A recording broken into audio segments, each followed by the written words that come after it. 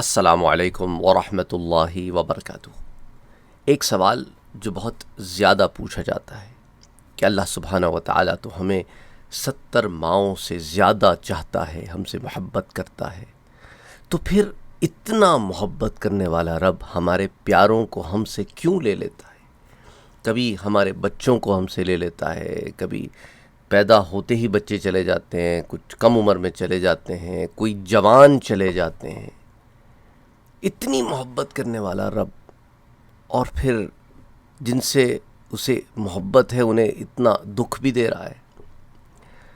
دیکھیں، اس کی چھوٹی سی مثال سے بھی سمجھاتا ہوں، قرآن کریم کی آیت سے بھی سمجھاتا ہوں۔ آپ کو اگر پتہ ہو کہ آپ کا لڑکا یا لڑکی، بچہ یا کوئی بھی شخص جسے آپ بہت محبت کرتے ہو، بھائی ہو، بہن ہو، ماں باپ ہوں، میاں بیوی، جو بھی، وہ ایک ایسی طرف جا رہا ہے یا جا رہی ہے کہ وہاں انہیں کوئی تکلیف پہنچے گی، تو کیا آپ انہیں اس راستے پر جانے دیں گے یا اس راستے پہ جانے سے روکیں گے؟ یقیناً آپ روکیں گے، اور آپ اس کے لیے مختلف حکمت عملیاں اختیار کریں گے۔ اگر وہ ضد پہ اڑ جائیں تو بھی آپ کوئی نہ کوئی طریقے سے انہیں وہاں جانے سے روکنے کی کوشش کریں گے۔ تو رب تعالیٰ تو علام الغیوب ہے، ہمارے لیے جو آنے والا ہے اس کے علم میں ہے وہ، تو وہ اپنے علم سے وہ سب کچھ جانتا ہے جو ابھی ہمارے لیے غیب میں ہے۔ ہمارا فیوچر، ہمارا آنے والا وقت اس کے علم میں ہے، تو وہ جانتا ہے، جس نے تخلیق فرمایا ہے کہ کون کس حد تک جا سکتا ہے، کون کس کی محبت میں کیا کیا کچھ کر سکتا ہے۔ وہ قرآن میں کہتا ہے الا یعلم من خلق، کیا وہی نہیں جانے گا جس نے تمہیں بنایا ہے؟ اور پھر وہ یہ بھی تو کہتا ہے کہ کل نفس ذائقۃ الموت، ہر نفس کو موت کا مزہ چکھنا ہے۔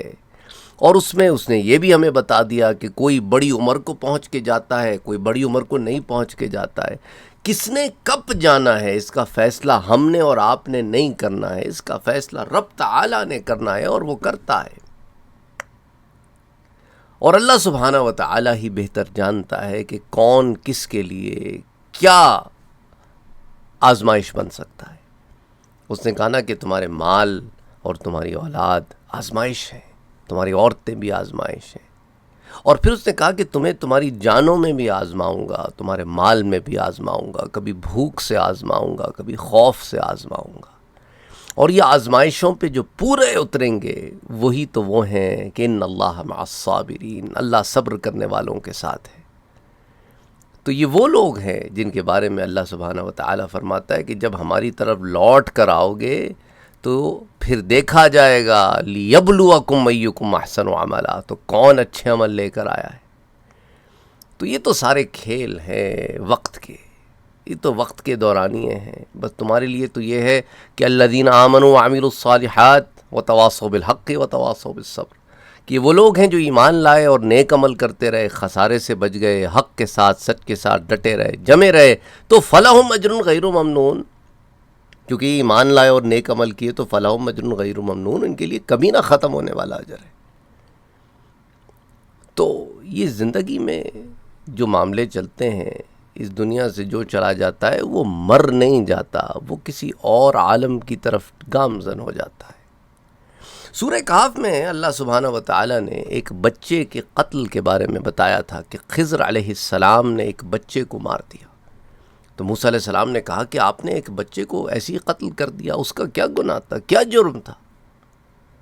تو خضر علیہ السلام نے جب تمام معاملے کھولے تو فرمایا وَأَمَّا الْغُلَامُ فَكَانَ أَبْوَاهُ مُؤْمِنَيْنِ، وہ جو لڑکا تھا نا موسیٰ، اس کے ماں باپ مسلمان تھے، مومن تھے، فَخَشِينَا أَن يُرْهِقَهُمَا طُغْيَانًا وَكُفْرًا، تو ہمیں ڈر ہوا کہ وہ لڑکا انہیں بھی سرکشی اور کفر میں ڈال دے گا۔ ابھی تو نہیں، ابھی تو بچہ ہے، ابھی تو مر گیا تو نابالغ مرا تو اب جنت کا حقدار ٹھہر گیا، تو جنت میں جائے گا، ماں باپ کے لیے شفیع بھی بن جائے گا۔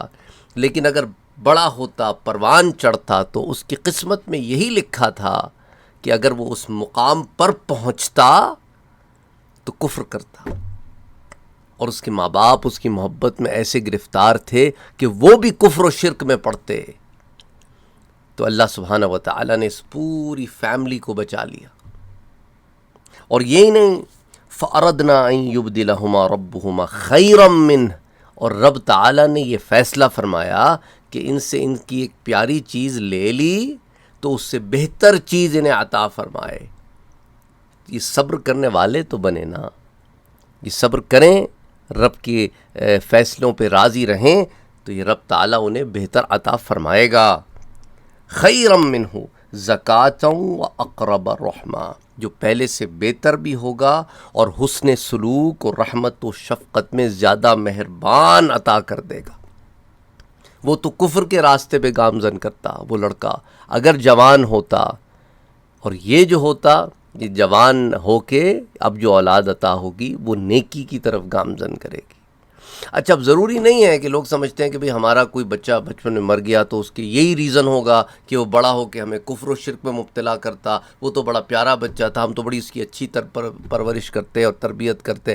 یہ ضروری نہیں ہے آپ اس سے ایک ہی اگزامپل اخذ کریں کہ یہی وجہ ہوگی. ضروری نہیں ہے، کوئی بھی وجہ ہو سکتی ہے. دا باٹم لائن از کہ اس کا آگے تک زندہ رہنا اس کے حق میں اور آپ کے حق میں، دونوں کے حق میں بہتر نہیں تھا. تو رب تعالیٰ کی محبت نے یہ فیصلہ کیا کہ آپ کو بھی بچا لے اور اس کو بھی بچا لے. اور بعض کافروں کے جو بچے آپ کہتے ہیں چلے جاتے ہیں تو رب تعالیٰ رحمت سے انہیں کفر و شرک سے بچا لیتا ہے کہ بڑے ہوتے ماں باپ اسے بھی دیوی دیوتاؤں کی پوجے میں لگا دیتے یا ماں باپ اسے بھی دہریہ بنا دیتے. تو اللہ نے تو اس بچے کو بچا لیا کہ نابالغ عمر میں بلا لیا، اب وہ جنتوں میں ہوگا اور جنتوں میں جائے گا. تو بہرحال کہنے کا مقصد یہ ہے کہ ہر چیز کا ایک ہی نہ آگے اندازے لگا لیا کریں.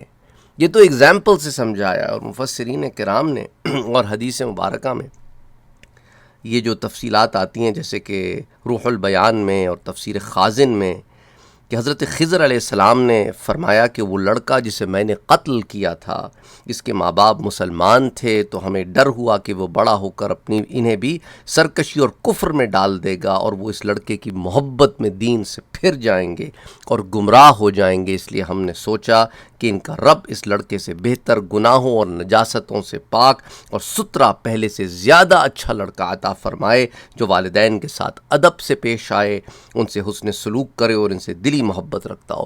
تو روح البیان میں اور تفسیر خازن میں یہ سٹیٹمنٹ حضرت خضر علیہ السلام کی موجود ہے.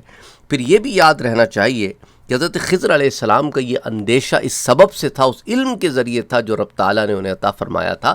تو یہ رب کے حکم سے تھا، جیسا کہ آگے کی آیات میں بھی اس بات پر حضرت خضر علیہ السلام موسیٰ علیہ السلام کو مطلع فرماتے ہیں، سب کچھ میں نے اپنی طرف سے نہیں کیا، یہ رب کے حکم سے کیا.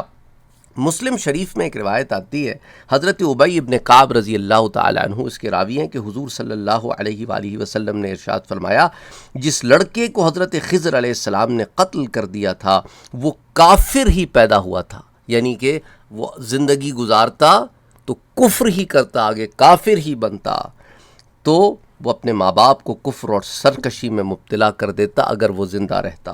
صحیح مسلم کتاب القدر اور اس میں حدیث نمبر جو ہے 2661.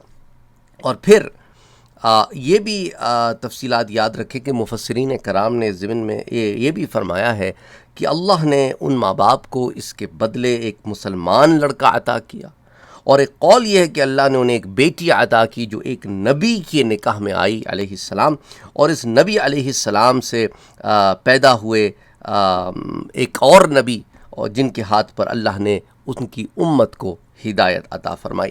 تو تفسیر خازن میں یہ تفصیلات بھی موجود ہیں کہ اللہ نے انہیں ایک ایسی بیٹی عطا فرمائی ان ماں باپ کو اس لڑکے کے بدلے جو ایک نبی کی بیوی بنی اور ایک نبی کی ماں بنی، اور جس نبی کی وہ ماں بنی اس نبی سے اللہ نے ایک امت کو ہدایت دی.